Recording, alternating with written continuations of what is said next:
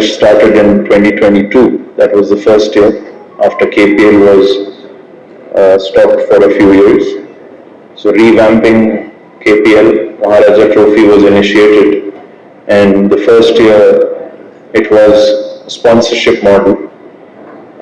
Since 23, it has become a franchise model, and since then we are part of Maharaja Trophy. The aim was to push talent from this region, from Raichur zone, from Gulbarga, and all of the districts coming under the Raichur zone.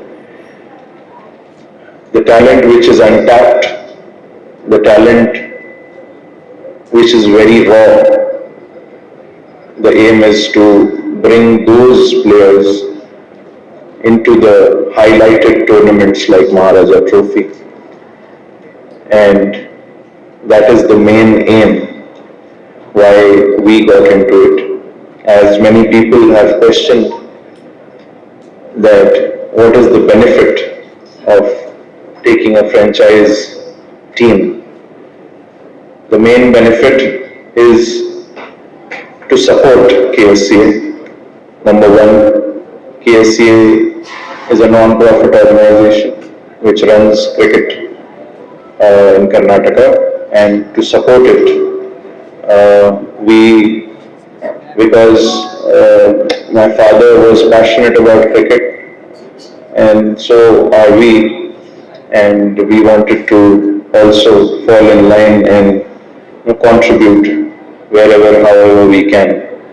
So my father started under the Khaja Education Society, the KVN Turf Ground, which was established initially in 2007, but was a very smaller ground at that time.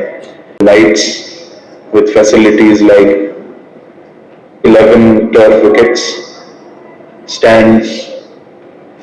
Now we have yet to inaugurate the fitness center, the indoor stadium, the indoor nets and the outdoor nets, the new ones which are coming up.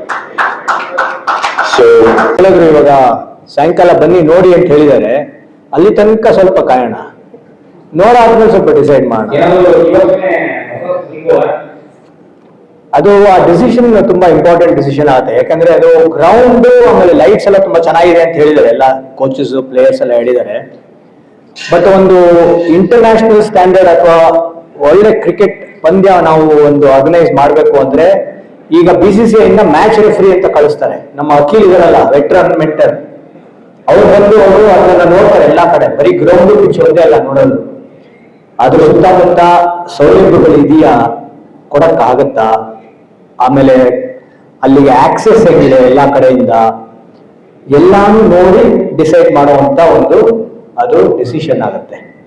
So but ಎಲ್ಲದಕ್ಕಿಂತ ಮುಖ್ಯವಾಗಿ ground, pitch, ಆ playing conditions ಚೆನ್ನಾಗಿರ್ಬೇಕು. ಅದಂತೂ ಚೆನ್ನಾಗಿದೆ ಅಂತ ಹೇಳ್ತಿದ್ದಾರೆ.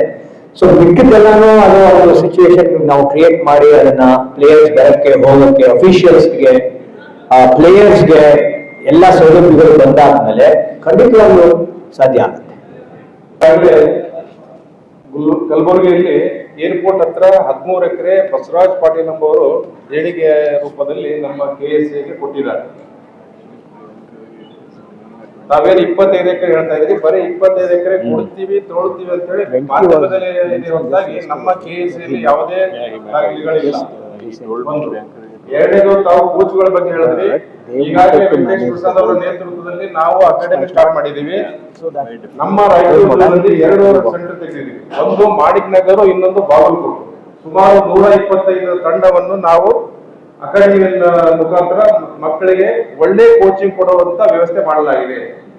Under 15 women's, under 19 women's, under 14, under 16, under 19, ಈ ರೀತಿ 3 ಕ್ಯಾಟಗರಿ ಬಾಯ್ಸ್ ರೂಪದಲ್ಲಿ 5 ತಂಡಗಳನ್ನು 2 ವಿಭಾಗದಲ್ಲಿ ಮಾಡಿ ನಾವು ಒಂದು ಮಾಣಿಕ್ ನಗರ ಮತ್ತು ಬಾಗಲಕೋಟೆಯಲ್ಲಿ ಈಗಾಗಲೇ ಅಕಾಡೆಮಿ ಒಳ್ಳೆ ಸಮ್ಮರ್ ಕ್ಯಾಂಪ್ ಕೋಚಿಂಗ್ ಕೊಟ್ಟಿದ್ದೀವಿ. 1 ಜುಲೈಯಿಂದ ಎನ್ಯುವಲ್ ಕ್ಯಾಂಪ್ ನಡೆಯುತ್ತೆ. ವಾರದಲ್ಲಿ 3 ದಿವಸ. ಫ್ರೈಡೇ ರಾತ್ರಿ ಬರಬೇಕು, ಸಾಟರ್ಡೆ ಸಂಡೇ ಮುಗಿಸ್ಕೊಂಡು ಸಂಡೇ ಮತ್ತೆ ಮಕ್ಕಳ ವಿದ್ಯಾಭ್ಯಾಸ ಹಾಳಾಗಬಾರ್ದಂತ ವಿಚಾರ ಮಾಡಿ ನಾವು 3 ದಿವಸ ಇಟ್ಕೊಂಡಿದ್ದೀವಿ. ನಾವು ಹೇಳಿದ್ವಿ ಸ್ಟೇಟ್ ಆಡ್ಲಿಕ್ಕೆ ಅವೆಲ್ಲ ಆಗ್ಬೇಕಾದ್ರೆ ಯಾವುದೇ ಒಂದು ವಸ್ತು ತಯಾರು ಮಾಡ್ಬೇಕಾಯ್ತು ಅಂದ್ರೆ ರಾ ಮಟೀರಿಯಲ್ ಬೇಕು. ನಮಗೆ ರಾ ಮಟೀರಿಯಲ್ ಯಾವುದು? ಗ್ರೌಂಡ್ ಬೇಕು. ಬರೀ ರಾಯಚೂರು ಝೋನ್ ಅಲ್ಲಿ 2 ಟರ್ಫ್ ವಿಕೆಟ್ ಇದೆ, ಒಂದು KBN, ಇನ್ನೊಂದು ಮಾಣಿಕ್ ನಗರ್. ನಾನು ಕನ್ವೀನರ್ ಆಗಿ ಅಧಿಕಾರವನ್ನು ಸ್ವೀಕಾರ ಮಾಡಿದ ತಕ್ಷಣ ಫಸ್ಟ್ ಡಿವಿಷನ್ ಮತ್ತು ಸೆಕೆಂಡ್ ಡಿವಿಷನ್ ಮ್ಯಾಚಸ್ ನಾನು ಮ್ಯಾಟ್ ಮೇಲೆ ಆಡಿಸಬಾರದಂತ ತೀರ್ಮಾನ ಮಾಡಿ ಅಲ್ಲಿಯವರು ಅವರೇ ನನ್ನ ಇದರಲ್ಲಿ KBN ಆಡ್ಸೋ ಅಂತ ಹೇಳಿಲ್ಲ, ಆದ್ರೆ ನಾನೇ ಸ್ವತಃ ಫೋನ್ ಮಾಡಿ ನಾನು first division second division match ಆಡ್ತೀನಿ ಅಂತ ಪರ್ಮಿಷನ್ ತಗೊಂಡು ಮ್ಯಾಚ್ ಆಡಿಸಿದ್ದೀನಿ ಇಲ್ಲಿ ಮತ್ತು ಮಾಣಿಕ್ ನಗರದಲ್ಲಿ. ಬರುವಂತ ದಿನಗಳಲ್ಲಿ ನಾನು ಪ್ರಯತ್ನ ಮಾಡ್ತಾ ಇದ್ದೀನಿ. ಇವತ್ತು ಪ್ರಿಯಾಂಕಾ ಖರ್ಗೆ ಅವರಿಗೆ ಭೇಟಿಯಾಗಿದ್ದೆ, ನಾನು ನಮ್ಮ ಅಧ್ಯಕ್ಷರು ಭೇಟಿಯಾಗಿದ್ರು. ನೋಡೋಣ ಕೊಡ್ತೀವಿ ಅಂತ ಹೇಳಿದರೆ, ನಮ್ಮ ಸಂಸ್ಥೆ ಯಾವುದೇ ಲ್ಯಾಂಡ್ ಅನ್ನು ಪರ್ಚೇಸ್ ಮಾಡುವಂತ ಇದು ಇಲ್ಲ. ನಮಗೆ ಸರ್ಕಾರದಿಂದ ಲೀಸ್ ಮುಖಾಂತರ ಕೊಟ್ಟಾಗ ಮಾತ್ರ ನಾವು ಒಂದು ಒಳ್ಳೆ ಕ್ರೀಡಾಂಗಣ ನಿರ್ಮಾಣ ಮಾಡ್ಲಿಕ್ಕೆ ಪ್ರಯತ್ನ ಮಾಡ್ತೀವಿ, ಮಾಡೇ ಮಾಡ್ತೀವಿ ಅಂತ ಹೇಳ್ಬೋದು.